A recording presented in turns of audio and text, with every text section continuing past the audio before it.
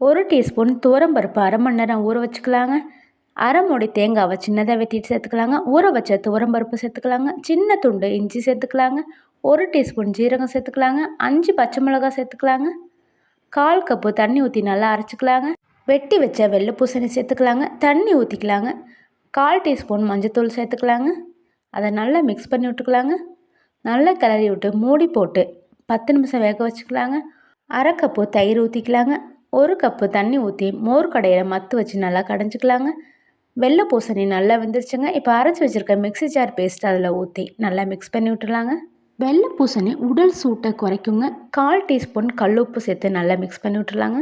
கடலை எண்ணெய் 2 டீஸ்பூன் ஊற்றிக்கலாங்க. கடுகு 1/4 டீஸ்பூன் போட்டுக்கலாங்க. வெந்தயம் 1/4 டீஸ்பூன் போட்டுக்கலாங்க. வரமிளகாய் 3 போட்டுக்கலாங்க. கருவேப்பிலை ஒரு கொத்து போட்டுக்கலாங்க. பெருங்காயத்தூள் 1/4 டீஸ்பூன் போட்டுக்கலாங்க. நல்லா மிக்ஸ் பண்ணிக்கலாங்க. கடைஞ்சி வச்சுருக்கிற மோரை சேர்த்துக்கலாங்க. அடுப்பு ஆஃப் பண்ணிவிட்டு தாளிப்பை ஊற்றிக்கலாங்க. மோர் குழம்பு ரெடி.